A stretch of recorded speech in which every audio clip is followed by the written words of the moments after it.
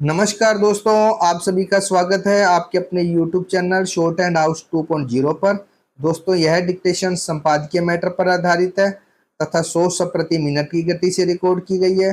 Dictation की outline का link आपको वीडियो के डिस्क्रिप्शन में मिल जाएगा, जहां से आप इसकी आउटलाइन प्राप्त कर सकते हैं। इसी तरह की डिक्टेशन और आउटलाइन प्राप्त करने के लिए आप हमारे चैनल को सब्सक्राइब करें तथा वीडियोज को लाइक एवं शेयर करें।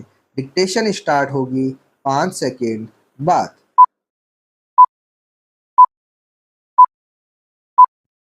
स्टार्ट। कुपोषण की समस्या सेहत को लेकर सबसे बड़ी चुनौती है। चिंता की बात यह है कि अधिकांश मामलों में बच्चे व माताएं दोनों ही कुपोषण से ग्रसित है। असंतुलित आहार, जंक फूड बच्चों में पौष्टिक भोजन की जगह बीमारियां परोस रहे हैं। मोटापा, कमजोरी व अवसाद जैसी शारीरिक परेशानियां कम उम्र में ही नजर आने की बड़ी वजह भी सेहत को लेकर की जा रही यह अनदेखी है। गर्भवती महिलाएं भी इस जीवन शैली से अछूती नहीं हैं, जिसका सीधा असर गर्भस्थ शिशु के विकास पर पड़ रहा है। इन्हीं चिंताओं को देखते हुए राजस्थान हाई कोर्ट ने बच्चों व गर्भवती महिलाओं में कुपोषण, जंक फूड के बढ़ते इस्तेमाल और थाली से दादी नानी के व्यंजन गायब होने के साथ साथ बच्चों में मोबाइल की बढ़ती लत पर गंभीर चिंता जताई है। कोर्ट ने स्व प्रेरणा से प्रसंज्ञान लेकर जनहित याचिका दायर करने के निर्देश देते हुए केंद्र और राज्य सरकार के अधिकारियों और विभागों को नोटिस जारी किया है। कोर्ट की यह टिप्पणी सचमुच गंभीर है, जिसमें उसने कहा है कि जिम्मेदारों ने आंख व कान बंद कर रखे हैं और वे भावी पीढ़ी के संरक्षण के लिए अपना दायित्व निभाने में विफल हो रहे हैं। कोर्ट ने केंद्र व राज्य सरकार से सुधार के लिए किए गए प्रयासों पर रिपोर्ट भी तलब की है। सहज अंदाजा लगाया जा सकता है कि सरकारी स्तर पर किए जाने वाले प्रयास नाकाफी है। हालत यह है कि शिक्षण संस्थानों तक में निर्धारित मानकों के विपरीत जंक फूड आसानी से उपलब्ध हो रहा है। मोबाइल तो हमारे जीवन का ऐसा हिस्सा बन गया है कि हम ना चाहते हुए भी उस पर पूरी तरह से निर्भर हो चुके हैं। जरूरत है कि सरकार बच्चों में मोबाइल की लत छुड़ाने के लिए स्कूलों के माध्यम से प्रयास करे और बच्चों को दादी नानी के जमाने के पौष्टिक व्यंजनों के बारे में अवगत कराए। कुपोषण के खिलाफ यह लड़ाई केवल नीतिगत मुद्दा नहीं, बल्कि देश के भविष्य को सुरक्षित रखने का सवाल है।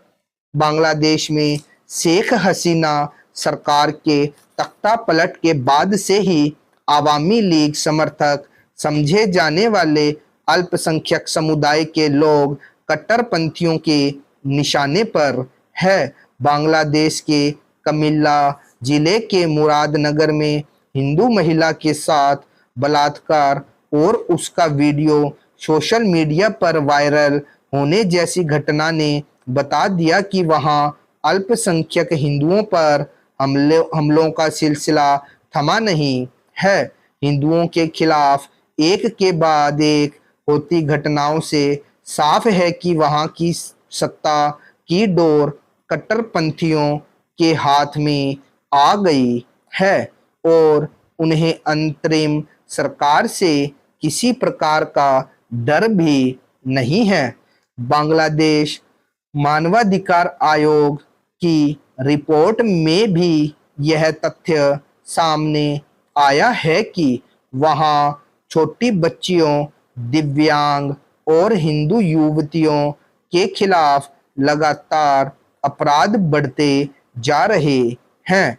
मानवाधिकार संगठन MSF के मुताबिक इसी साल जून माह में बांग्लादेश में महिलाओं और बच्चों के खिलाफ हिंसा के 363 मामले सामने आए हैं, यानी प्रतिदिन 12 महिलाओं के साथ हिंसक घटनाएं होती है।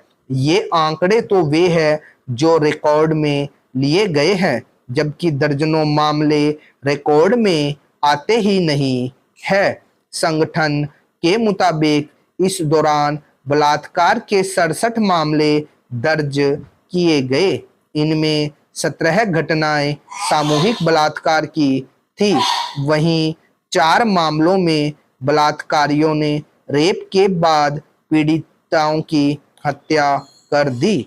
बांग्लादेश की अपदस्थ प्रधानमंत्री शेख हसीना भी इसे लेकर मौजूदा सरकार को घेर रही है। उनका आरोप है कि बांग्लादेश में बलात्कार की जितनी घटनाएं हो रही है उसका 1% भी पुलिस और सरकार दर्ज नहीं कर पा रही है। सरकार इन आंकड़ों को छिपाने में लगी हुई है। उमिल्ला प्रकरण में वीडियो वायरल होने के बाद 5 आरोपियों को गिरफ्तार किया गया है। इनमें मुख्य आरोपी बांग्लादेश नेशनलिस्ट पार्टी BNP से जुड़ा बताया जाता है। इस प्रकरण में FIR में देरी और 24 घंटे में मेडिकल नहीं कराना बताता है कि आरोपियों को बचाने के लिए हर संभव कोशिश की गई। बांग्लादेश में लड़कियों के अपहरण, जबरन धर्म परिवर्तन की भी खबरें मिलती रही है, लेकिन इन पर कोई कार्यवाही नहीं की जाती है। इससे साफ है कि यह वहां की सरकार के लिए बड़ा मुद्दा नहीं है। यह स्थिति अल्पसंख्यकों के प्रति बढ़ती असहिष्णुता और हिंसा का खुलासा करती है। लगातार बढ़ रहे अत्याचारों से परेशान होकर वहां से अल्पसंख्यक हिंदुओं को पलायन करने को मजबूर होना पड़ रहा है। बांग्लादेश में इस वक्त हिंदुओं की संख्या घटकर 7.96% रह गई है। बौद्ध, ईसाई और अन्य 1% से भी कम रह गए हैं। यह आबादी तेजी से घटती जा रही है। चिंता की बात यह है कि बांग्लादेश में हिंदुओं की इस स्थिति पर अंतरिम सरकार खामोश है। ऐसे में भारत को कदम उठाने होंगे। भारत कूटनीति के जरिए व वैश्विक मंचों पर इस मुद्दे को ऐसे उठाए जिससे बांग्लादेश की जवाबदेही तय हो सके। जब से भारत स्वतंत्र हुआ है, हमारे यहाँ धर्मनिरपेक्षता का बोलबाला हो रहा है। यह शब्द हमारे लिए बिल्कुल नया था, जो अब बच्चे बच्चे की जुबान पर आ गया है। स्वाधीनता से पूर्व राष्ट्रीय कांग्रेस के नेता हिंदू मुस्लिम भाईचारे का जो नारा चलाया करते थे, उसी नारे का छद्म नाम धर्म निरपेक्षता है। नया शब्द इसलिए गढ़ा गया ताकि इसमें संप्रदाय विशेष का आग्रह न होकर सभी का समावेश कर लिया जाए। धर्मनिरपेक्षता का आविष्कार राजनेताओं ने इसलिए किया था कि शासन धर्मनिरपेक्ष रहे और सभी धर्मों के प्रति समान दृष्टि रखी जाए। इसका अर्थ यह है कि भारत के नागरिकों के लिए धर्म एक निजी विषय रहे और शासन किसी धर्म के प्रति अपना कोई दृष्टिकोण न रखे। सन 1947 में हमारा देश स्वतंत्र हुआ। इसके बाद 26 जनवरी 1950 को देश का संविधान लागू हुआ और आपातकाल के दौरान वर्ष 1975 में संविधान के आमुख में धर्म निरपेक्षता को शामिल किया गया। स्वाधीनता के सुदीर्घ अंतराल में धर्मनिरपेक्षता के व्यवहार पर यदि दृष्टिपात किया जाए तो यह साफ कहा जा सकता है कि जिस उद्देश्य के लिए यह विचित्र आविष्कार किया गया था पूर्ण विफल रहा। हमारे देश में धार्मिक सद्भाव की कभी कमी नहीं रही।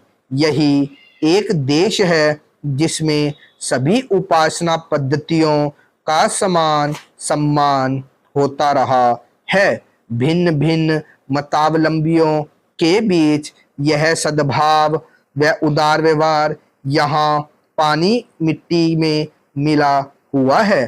धर्मनिरपेक्षता की संपूर्ण परिणति देखकर यह कहा जा सकता है कि यह पूर्णतः दलगत राजनीति का अंग बन गया है और देश के सामाजिक जीवन में सौहार्द स्थापित करने के बजाय दुर्भाव उत्पन्न करने वाला ही सिद्ध हुआ है। जिन कल्पित अल्पसंख्यकों के हित के लिए इस अनर्थकारी शब्दावली का आविष्कार किया गया उनका कोई हित साधन इसने नहीं किया।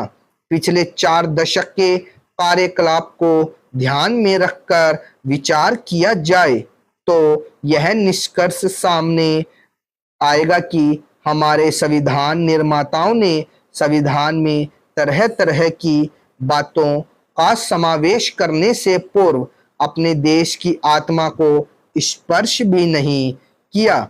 धर्मनिरपेक्षता क्या है यह कोई नहीं जानता। कोई भी नारा लगा देना धर्मनिरपेक्षता की सबसे बड़ी अच्छी व्याख्या है। धर्मनिरपेक्षता की व्याख्या करने में संविधान भी मौन है। जो लोग धर्मनिरपेक्षता का बढ़ चढ़कर ढोल बजाते हैं वे या तो हिंदू या मुसलमान शब्द को जानते हैं। इनके नाम पर इतना बवंडर खड़ा कर दिया गया है कि सोच विचार के लिए कोई गुंजाइश ही नहीं, किसी को फुर्सत ही नहीं। राजनेता तो अपने क्षुद्र स्वार्थ के लिए कुटिल आचरण तो कर ही रहे हैं। हमारे तथाकथित बुद्धिजीवी भी विचारहीनता में सबसे आगे है। स्टॉप।